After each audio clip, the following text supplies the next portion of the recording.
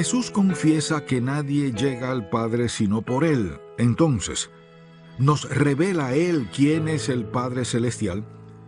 ¿Cuál fue el propósito primordial del Padre Celestial al enviar a Jesucristo a este mundo tan rebelde y pecaminoso? Bienvenido a En Contacto con el Dr. Charles Stanley.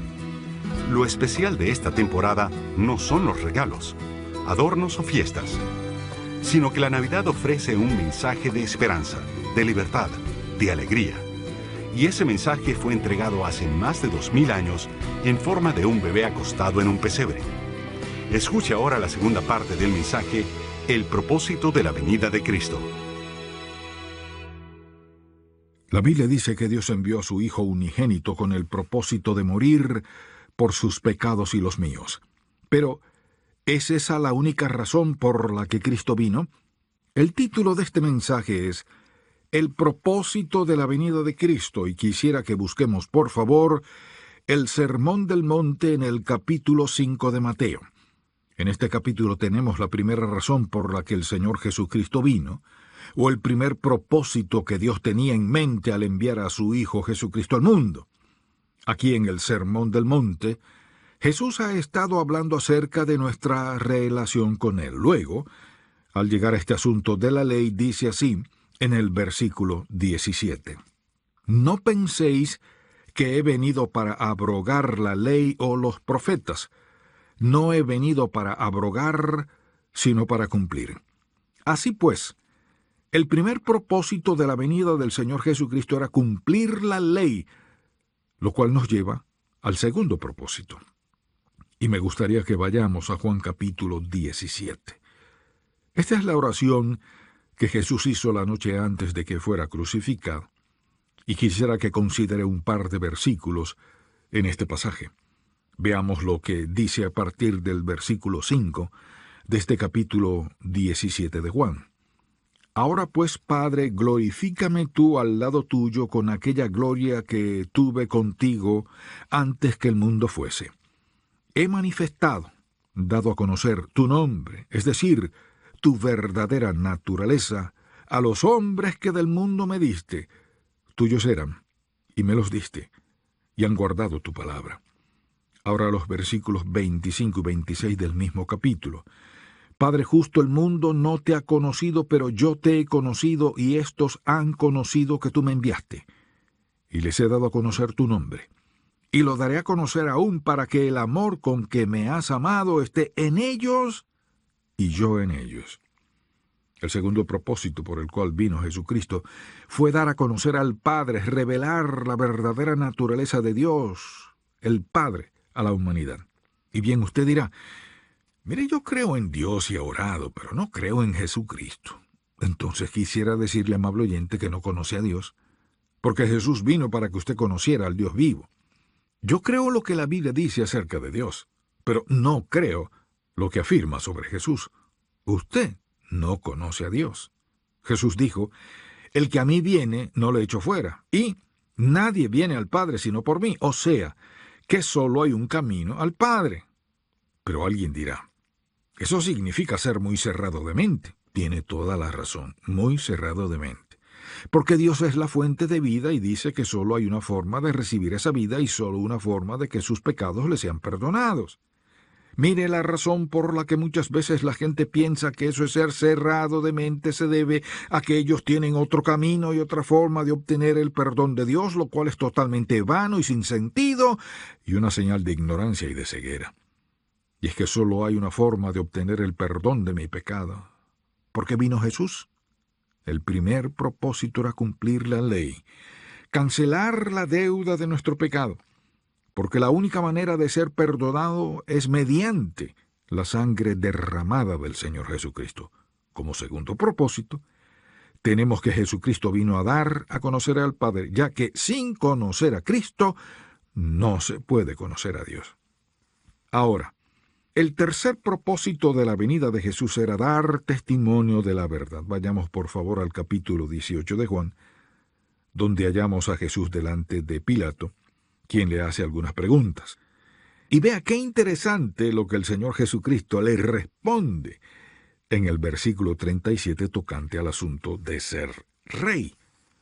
Le dijo entonces Pilato: ¿Luego eres tú rey? Respondió Jesús: Tú dices que yo soy rey. Yo para eso he nacido y para esto he venido al mundo, para dar testimonio de la verdad. ¿Cuál verdad? La verdad de que el hombre sin Cristo está perdido y la verdad de que no hay perdón sin derramamiento de sangre. Esa es la verdad, que sin Cristo todo hombre o toda mujer está perdido desesperadamente.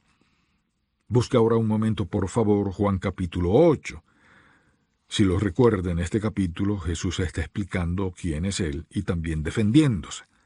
Y también dice en el versículo 28, Cuando hayáis levantado al Hijo del Hombre, entonces conoceréis que yo soy, y que nada hago por mí mismo, sino que según me enseñó tiempo pasado el Padre, así hablo. Doy testimonio de la verdad, dice Jesús, y solo les digo lo que el Padre ya me ha dicho. Versículo 29. Porque el que me envió conmigo está, y no me ha dejado solo el Padre, porque yo hago siempre lo que le agrada. Jesús dijo: Yo he venido a dar a conocer al Padre y a dar testimonio de la verdad de la condición impotente del hombre y la verdad de la provisión maravillosa y suficiente de Dios. Ahora bien, ¿cuál es el resultado de eso? De nuevo, en el capítulo 8 de Juan, fíjese, por favor, en el versículo 32 que dice: Y conoceréis la verdad, y la verdad os hará libres. Jesús dijo: Yo solo hablo las cosas que el Padre me enseñó, y he venido a dar testimonio de la verdad, a dar fe de la verdad, y la verdad que comparto con ustedes los hará libres de la condenación y de la carga del pecado, y los desencadenará y los librará de la cárcel de dicho pecado. Yo nací con este propósito y vine con este propósito al mundo, hacerlos libres cuando reciban la verdad del Evangelio. Esa es la razón por la que dijo que había venido, para liberar al ser humano. De manera que Jesucristo vino al mundo con 3 propósitos. ¿Cuál fue el primero de ellos? Cumplir la ley. ¿Cuál fue el segundo? Dar a conocer al Padre. Y el tercer propósito fue dar testimonio de la verdad. Sin embargo, hay un cuarto propósito, por la cual vino y se encuentra en Lucas 19. La mayoría de nosotros sabe de qué se trata la primera parte de Lucas 19, donde tenemos la historia de Jesús cuando le dijo a Zaqueo que bajara del árbol porque debía posar en su casa. Pues bien, es interesante notar que después de arrepentirse de su pecado, Zaqueo prometió devolver cuadruplicado lo que había ganado. Veamos ahora lo que dicen los versículos 9 y 10 de este capítulo 19 de Lucas. Jesús le dijo: Hoy ha venido la salvación a esta casa, por cuanto él también es hijo de Abraham, porque el Hijo del Hombre vino a buscar y a salvar lo que se había perdido. Ahora bien, ¿qué quiso decir con salvar lo que se había perdido? Pues una persona perdida es aquella que está separada de Dios debido a su pecado. ¿Cuál pecado? Pues aquí no se trata del pecado de incredulidad. Escuche, nosotros venimos al mundo en un estado de inocencia, pero no tardamos mucho en tomar la decisión de pecar. Es decir, toda persona que haya vivido alguna vez ha tomado la decisión de pecar contra Dios. Por eso el hombre, debido a su pecado, está separado de Dios. Pero Jesús dijo: Yo he venido a buscar y a salvar lo que se había perdido. No obstante, vamos a ver una palabra mejor y más descriptiva que la palabra salvar. Y le pido que me acompañe un momento a Romanos capítulo 5 para ver esta palabra, la cual se halla también en 2 de Corintios capítulo 5. Así que escuche esta palabra que Pablo usa aquí en Romanos 5, la cual es quizás un poco más expresiva. Luego iremos a 2 de Corintios. Así usted y yo podremos entender un poco mejor lo que Dios quiere decir cuando habla de salvar a los perdidos. Recuerde que dijimos que una persona perdida es aquella que debido a su elección de pecar se ha separado de Dios. Versículo 10 de Romanos 5 dice así: Porque si siendo enemigos fuimos reconciliados con Dios por la muerte de su Hijo, mucho más, estando reconciliados, seremos salvos por su vida. Permítame explicar lo que significa la reconciliación. El término reconciliar significa sencillamente esto, que Dios, viendo la condición desesperada del pecador, no esperó a que alargara su mano hasta que pudiera llegar finalmente a Dios, ya que jamás lo lograría. Mire, todas las filosofías del mundo han sido explicaciones de la búsqueda de la verdad por parte del hombre o del bien supremo en la vida o lo que sea que pueda resolver los problemas y las preguntas de la vida. Pero el hombre nunca podría llegar tan alto, ya sea intelectualmente o en cuanto a su esfuerzo, como para alcanzar a Dios. La reconciliación significa que el Dios de amor alcanzó al hombre pecador, a quien le era imposible llegar hasta él, lo tomó y restauró así su relación de unidad con Dios el Padre. Solo Dios puede reconciliar al pecador con él. Y esa reconciliación significa que Dios ha tomado la iniciativa de extender su mano para perdonar, limpiar, sellar, llenar y restaurar la relación entrañable de cada uno de nosotros con Él, mediante la cual todos gozamos ahora de una relación personal con Dios el Padre. Eso es reconciliación. Ahora bien, usted dirá, no estoy seguro de entender eso. Entiendo lo que dice la Escritura, pero ¿cómo es posible que Dios habite en mí? Amable oyente, creo que cuando llegue al cielo, todo eso será tan sencillo como el abecedario, pero ahora no hay forma de que lo entendamos. ¿Sabe por qué? Porque usted y yo no podemos desentrañar la infinidad de Dios. Hay algunas cosas que Él ha reservado para sí mismo, y yo no entiendo cómo lo hace. Solamente puedo declararle lo que dice la Biblia, que cuando Jesús partió, envió el Espíritu Santo a morar en el corazón de cada creyente. Y donde mora el Espíritu Santo, quien es parte de la deidad, Dios el Padre, Dios el Hijo y Dios el Espíritu Santo, tres en uno, ahí también está la plenitud de la deidad. Así que Jesús vino con el propósito de vivir en la vida de cada creyente. ¿Cuál fue el primer propósito con el que vino? Cumplir la ley. El segundo propósito fue dar a conocer al Padre. El tercero fue dar testimonio de la verdad y el cuarto fue buscar y salvar lo que se había perdido. Y la Biblia dice claramente que nos ha dado a usted y a mí el ministerio de la reconciliación. Eso significa que le ha dado a cada uno de nosotros la responsabilidad de ser un instrumento de reconciliación para la gente que está perdida y que necesita restablecer su comunión con Dios. No se trata de una opción, ni de algo que usted y yo decidimos hacer o no hacer. Él dice que Dios nos ha encargado a cada uno de nosotros el ministerio de la reconciliación. Y alguien dirá, ese no es mi don espiritual. No importa. Mire, cada don espiritual que se nos ha dado es con el fin de servir al Dios vivo, y Dios no podía dejar este asunto más claro que cuando dijo, yo los he reconciliado conmigo mismo, ahora tienen la responsabilidad de convertirse en instrumentos por medio de los cuales otros pueden reconciliarse conmigo. Permítame hacerle otra pregunta. ¿Puede decirme si para Dios hay en la tierra una tarea más importante que usarlo a usted como instrumento mediante el cual alguien más es conducido a Cristo?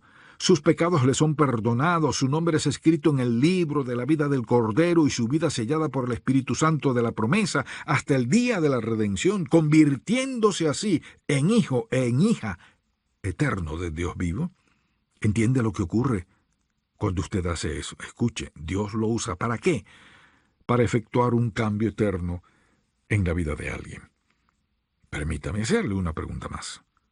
Cuando usted muera, ¿dejará una huella eterna? ¿Ha pensado alguna vez en el hecho de que todos nosotros tenemos el mismo número de segundos en cada minuto, el mismo número de minutos en cada hora, el mismo número de horas en cada día, el mismo número de días en cada semana y el mismo número de semanas en cada año? Sin embargo, nuestra vida no tiene la misma duración. Si lo más importante que usted y yo podremos hacer alguna vez en la vida es alcanzar a alguna persona que está perdida y ser instrumentos mediante los cuales Dios efectuará un cambio eterno en ella y cambiará su destino de la separación eterna a la vida eterna, entonces tengo otra pregunta. Estamos invirtiendo nuestro tiempo sabiamente en tantas cosas que hacemos que no tienen ninguna consecuencia eterna. ¿Puede mencionarme algo en esta tierra que usted podría hacer que tenga el mismo impacto eterno que conducir a una persona al conocimiento salvador de Jesucristo, alterando de ese modo su destino eterno? ¿Qué dijo Pablo? Que a todos nosotros nos ha dado el servicio de la reconciliación. Esa es la razón por la que vino Jesús. Pero hay una última razón, y le pido por favor que vayamos un momento a Juan capítulo 10. En este capítulo el Señor Jesucristo se representa a sí mismo como el buen pastor y hace esta sencilla afirmación en el versículo 10. Escuche lo que dice, pero empecemos por el versículo 9. Yo soy la puerta. El que por mí entrare será salvo, y entrará y saldrá y hallará pastos. El ladrón no viene sino para hurtar su vida, sus talentos, sus dones, sus posesiones, su tiempo, y matar y destruir. Pero Jesús dice, yo he venido para que tengan vida y para que la tengan en abundancia. ¿Sabe por qué razón dice Él que vino? Para que su vida esté completa. Porque no basta con que usted sea perdonado. Usted y yo somos reflejos ambulantes y vivos del Hijo de Dios. Sabemos que tenemos la vida abundante, la vida íntegra, la vida completa. La gracia del Dios de amor ha hecho que estemos completos. Y esta vida abundante que tenemos, la mejor clase de vida, es un don de Dios para todo creyente. Y yo quisiera preguntarle esto. ¿Tiene usted la mejor clase de vida? ¿O va a seguir haciendo las cosas a su antojo y por su cuenta, desatendiendo y rechazando al Señor Jesucristo y manejando su vida a su manera? Pues antes que nada quisiera decirle algo, que uno de estos días morirá y estará separado eternamente de Dios después de haber perdido su vida. Ahora bien, no es suficiente con obtener el perdón de nuestros pecados, ya que Jesús dice, yo he venido para que tengan vida y para que la tengan en abundancia. Lo que quiere es que usted disfrute cada momento de ella, que la viva a plenitud, ya que también dice que lo ha convertido en una persona nueva y quiere que esté completo en él. Esa es la razón por la que vino. Mire, cuanto más leo la Biblia, más llego a la siguiente conclusión. La escena más espantosa, más incomprensible y dolorosa de todas las que la mente humana haya imaginado, o que el ojo humano haya visto, será la escena del juicio de Dios. Cuando las personas que han escuchado el Evangelio estén delante del Señor Jesucristo en toda su majestad, su justicia, su santidad, su gloria y su honra, con todos sus atributos resplandeciendo como 1000 estrellas a su alrededor, y este mundo incrédulo, agonizante y enfermo de pecado, presente sus lamentables excusas ante un Dios santo que movió el cielo y la tierra buscándolo afanosamente con el fin de salvarlo, reconciliarlo, darle la vida y vida en abundancia. Y a aquellos que lo han rechazado quisiera decirles que las glorias del cielo están más allá de la comprensión humana. Además, el sufrimiento en el juicio será igual al gozo que habrá en el cielo. Amable oyente, usted nunca podrá decirle a alguien que jamás ha escuchado el Evangelio. Hoy lo ha escuchado. Y quisiera decirle, ¿cómo puede reconciliarse con Dios? Así es como debe responder ante la mano divina que nuestro Padre Celestial le está extendiendo. Reconozca ante Él que ha pecado en su contra y dígale, Señor, he pecado contra ti. Me he rebelado en tu contra.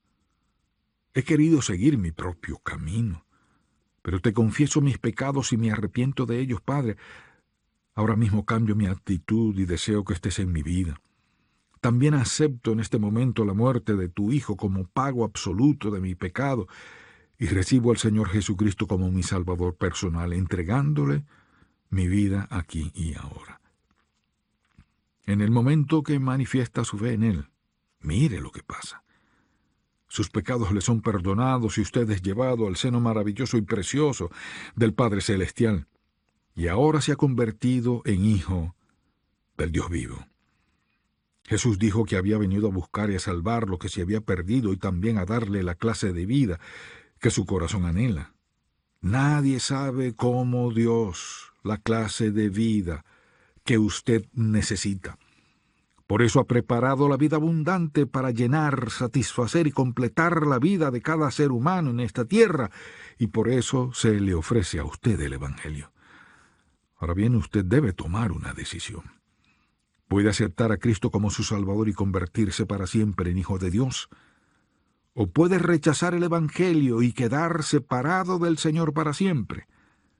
Cuando el tiempo se acabe, ya no habrá más esperanza por la eternidad, y tendrá una existencia interminable de separación eterna de Dios, solo porque tomó una decisión descabellada en cuanto a su vida. Amable oyente, Él vino por personas como usted y como yo, pero no le forzará la mano. Más bien yo le ruego en el nombre de Jesús que le entregue su vida y que empiece a gozar al máximo de la vida abundante y maravillosa del Señor. Gracias por escuchar En Contacto con el Dr. Charles Stanley, quien regresará en breve para compartir algunos de los testimonios de nuestros oyentes. Si desea adquirir el mensaje completo de hoy, El propósito de la venida de Cristo, llámenos al 1-800-303-0033 dentro de los Estados Unidos y Puerto Rico, o visite encontacto.org. El Padre Celestial espera que cada uno de nosotros utilice sabiamente el tiempo, los talentos y los recursos para gloria de Él. En la serie de audio, La venida de Cristo, el Dr. Stanley enseña que nuestro amor a Dios se refleja en nuestra manera de vivir. Adquiera estos 4 mensajes y prepárese para el glorioso regreso de nuestro Rey. Para más información, llámenos al 1-800-303-0033 o visite encontacto.org. ¿Quién es Jesús? ¿Un maestro? ¿Un profeta? ¿O el Hijo de Dios? Satanás no pudo destruirlo y la tumba no pudo retenerlo. En la serie de audio, ¿Quién es este Jesús?, el Dr. Stanley nos muestra evidencias convincentes de que Jesucristo es nuestro Rey. Para más información, llámenos al 1-800-303-0033 o visite encontacto.org. A continuación, escuchemos al Dr. Stanley, quien nos comparte algunos de los testimonios de nuestros oyentes. El sábado pasado vi a una señora que estaba triste y cabizbaja. Su esposo la había abandonado, dejándola con 3 niños pequeños y ella sin trabajo. Sin embargo, ese día su rostro estaba lleno de gozo. Cuando le dije que notaba mucho gozo en su vida, ella contestó: «Gracias a Dios y a mi amiga, quien me regaló el mensajero. Esos mensajes me han ayudado mucho, sobre todo, a sobreponerme a mis problemas». Los siguientes testimonios los recopilamos de nuestra página en Facebook. Tanto los libros, mensajes en CDs y revista han sido de gran bendición a mi vida, porque traen palabras sencillas y poderosas del Señor. Siempre he sido edificada por su ministerio y por eso les animo a seguir adelante, manteniéndose firmes en la verdad de Dios en medio de una ideología confusa que aparenta ser cristiana. Sus mensajes han sido de gran bendición en lo personal y para mi familia, pues hemos aprendido mucho. Dios les bendiga. Le damos gracias a Dios que ha usado Ministerios en Contacto para llevar su palabra de una forma clara y sencilla a cada persona que escucha el programa. Gracias por escuchar En Contacto. Si el mensaje de hoy ha impactado su vida, visite encontacto.org y aprenda más de las enseñanzas del Dr. Stanley. Para este tiempo del año, quizá habrá experimentado o estará pasando por algún momento de afán. El próximo lunes, el Dr. Stanley nos ayuda a confrontar estos afanes. Sintonícenos y aprenda qué hacer cuando nos acosan los afanes. Le deseamos una feliz Navidad. Este programa es una presentación de Ministerios en Contacto, Atlanta, Georgia.